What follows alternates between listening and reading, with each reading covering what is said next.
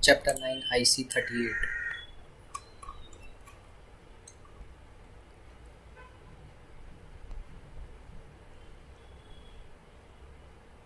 Okay, so let's see. What is intertemporal allocation? It means allocation of resources over time.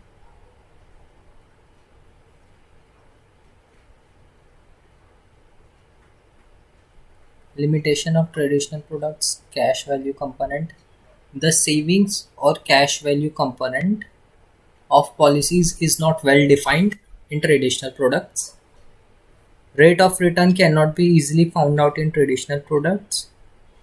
It is difficult to find surrender value in traditional products, and the the yield, or we can say the money or income earned on traditional policies of insurance are not high. What is unbundling? Unbundling is separation of protection and saving component of insurance policy. Okay. As we have studied earlier, the protection and saving elements are the components of premium. So this is unbundling.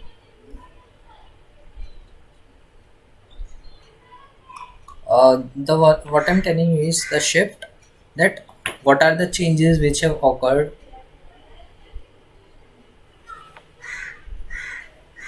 First is unbundling, then investment linkage, shift of shift towards investment linked products, which will increase the benefit to policy holders. Okay. Increase in transparency and changing of policies from rigid to flexible. What are the appeals of new products?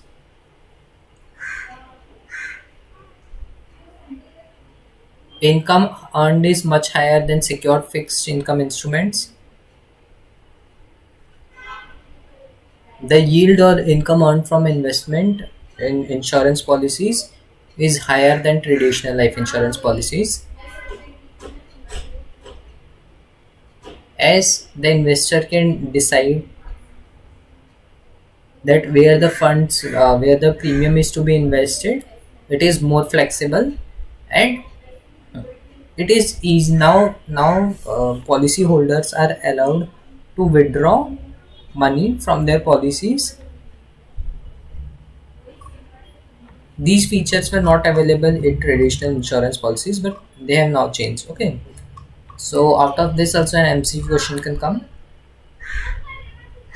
In United States, universal life product came. Universal life insurance policy was introduced in United States.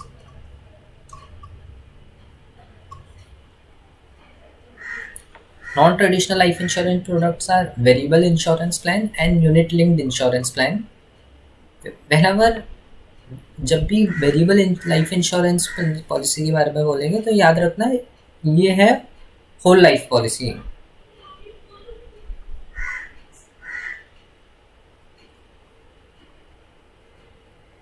And ULIP आई है unit linked insurance policies, जो कि investment, जो भी market में investment है, जो ULIP लेते हैं उसमें वो डिसाइड कर सकते हैं कि कौन से फंड में इन्वेस्ट करना है जो ये पॉलिसी ले रहे हैं, and on the basis of that जो भी उनका प्रीमियम है उसमें से इनके हिसाब से इन्वेस्टमेंट की जाएगी.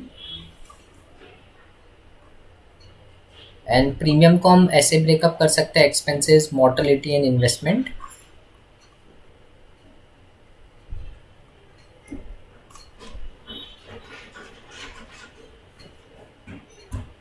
Okay, so how can the value of units जो है यूलिप में कैसे पता करेंगे?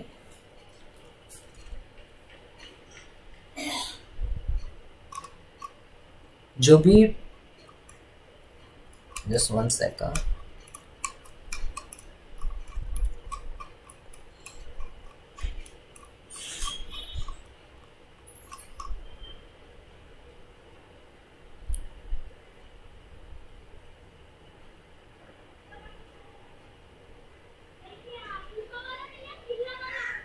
नेट एसेट वैल्यू जो भी है उसको डिवाइड कर दो, या जो भी नेट एसेट वैल्यू उसको डिवाइड कर दो मार्केट में जो भी rate present at the time of maturity of the unit linked insurance policy, तो नंबर ऑफ यूनिट्स आ जाएंगे। यूलिप में जो रिस्क फैक्टर है वो टोटली जो है इन्वेस्टर बेयर करता है, यानी जिसने यूलिप पॉलिसी ली है वो बेयर करेगा जो भी रिस्क है यूलिप में, ठीक है। अभी इसमें प्रोटेक्शन भी मिलता है, रिस्क कवर भी होता है, और साथ ही साथ जो है शेयर मार्केट में जो फंड लगता है उसमें से हाई इनकम भी कमाया जा सकता है, बट रिस्क जो है पॉलिसी होल्डर का है।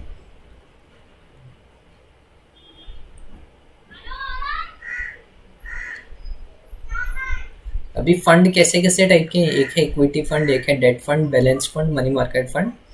इक्विटी फंड में क्या है, equity and equity related instruments में इन्वेस्ट होता है। डेट फंड में जो भी गवर्नमेंट बॉन्ड्स हैं या कॉर्पोरेट बॉन्ड्स हैं या फिक्स डिपॉजिट्स में इन्वेस्ट होता है। बैलेंस फंड में इक्विटी फंड में और डेट फंड में दोनों में इन्वेस्ट होगा। और money market instrument, money market जो फंड है, जो मनी मार्केट की इंस्ट्रूमेंट है जैसे treasury bill, certificate of deposit and commercial paper, इसमें इन्वेस्ट होता है।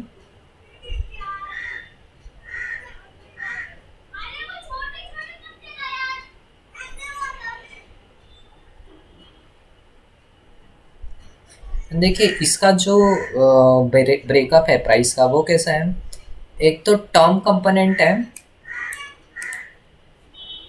जिसमें एक फंड में डाला गया है पैसा जो कवर प्रोवाइड करेगा ऑन डेथ, ठीक है। यानी टर्म कंपोनेंट में जो है, जैसे अगर पर्सन का डेथ हो गया तो जितना का जो भी टर्म का पार्ट है उसके आगे जो भी फंड है, जैसे मान लो 5 लाख का टोटल प्रोवाइड हो रहा है, तो ऑन द डेथ उसको उतना मिलेगा 5 लाख के बराबर, ठीक है।